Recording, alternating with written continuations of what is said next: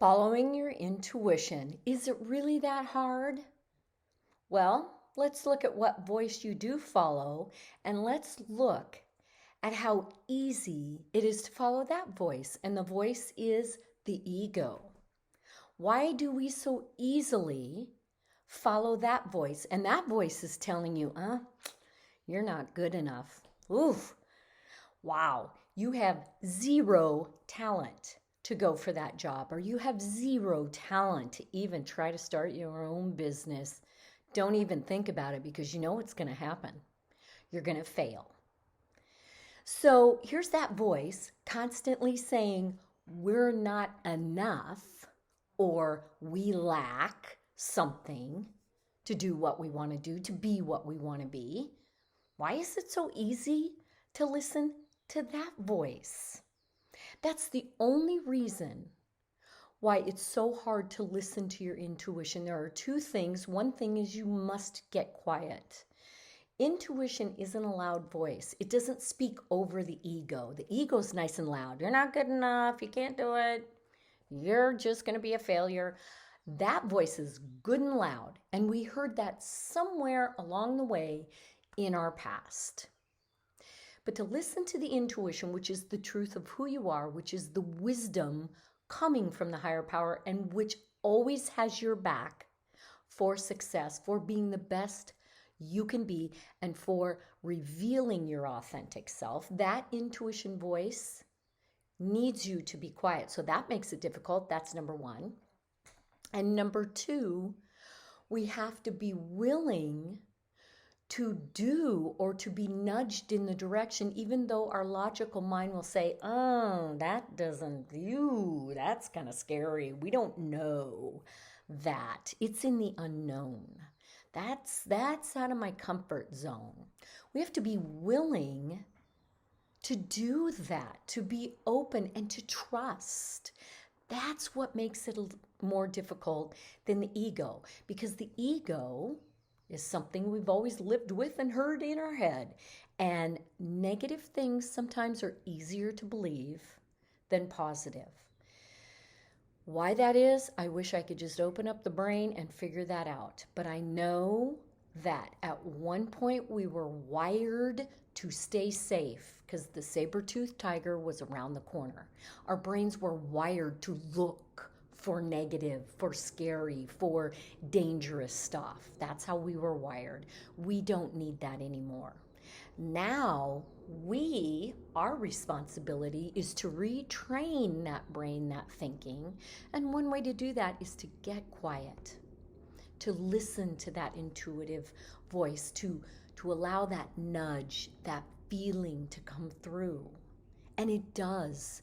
The intuition that resides in all of us has our back, knows what we need, moves us in the direction that we need to go. And it does take trust, it does take faith. But that intuition, being connected to the higher power and all the potentiality that's possible, all the positive things, do you really think it's going to be the bad? Give your intuition a chance. And the only way you can give it a chance is to slow down, get quiet, and listen to it.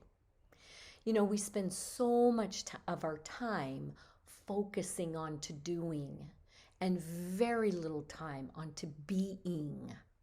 We are human beings. And that takes training, the retraining of the mind to really be within ourselves. That is when intuition will guide us, and it has your back. It has only your good in mind, and it knows your heart. Your heart, even though it's not a very loud speaker like your ego, your heart knows you, knows everything inside of you that you desire and want in this life, in this journey. It knows. And your heart and your intuition are connected, and also connected to that higher power that has your back. The universe truly has your back and is waiting to give. But There's the ego. There's the but. But the ego. But. And here's the other thing is that you cannot be around people who are not supportive of you. There are people out there, whether it be guardians or spouses or relatives or friends, there are people out there who can look at you and say, you've got this. This is exactly who you are. We've all heard that at one point when we've really done what our heart desires, what our heart just draws us towards, our purpose in life, our dharma, whatever you want to call it, and we're doing it, and somebody looks at you and says, this is who you are. This is really you, and you are in your element. And the reason why they say that is because your energy is different. And it's because you are just glowing with joy. And it's so easy for them to observe that. Of course, we can't observe ourselves in that way. But that's what we are exuding out. And somebody goes, yep, this is what you were meant to do. And then what happens? All the doubts, or, well, I've got to get to-do listing over here, and we go back into the habits that we've acquired over the years that no longer serves who we are. Step out of that comfort zone. The unknown, the uncertainty is where we grow. It's just why it's that way. Don't know why it's designed that way, but I'll tell you, it is so rewarding to step out and go, wow, I never knew I could do that. When everything is in a comfort zone and safe,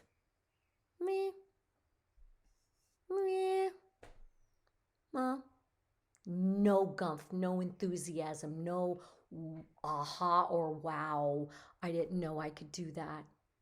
And what a feeling. We've all had that where we've done something and it was just flooded us with that feeling. And we were just on top of the world. That's how it should be.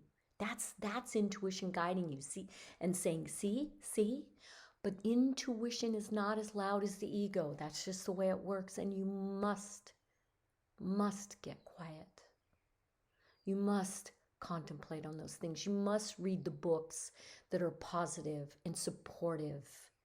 You must take the workshop and the class that teaches you all those things that you are desiring to know on some level. You are desiring a connection with more of life. And there are classes and workshops and books out there, all resources to help you along that journey, because guess what? You're not the only one. You are in good company with millions of people who have said, I'm tired of just living a ho-hum life. I want a spiritual path. I want a connection to that higher power that has nothing to do with religion. It has everything to do with being a spiritual being, having a human experience. So, let's talk more about our potentiality, because intuition leads you exactly towards this. All your potential, all of it that's unlimited, and you get to choose. And yes, you are worthy of that. I will see you next Friday.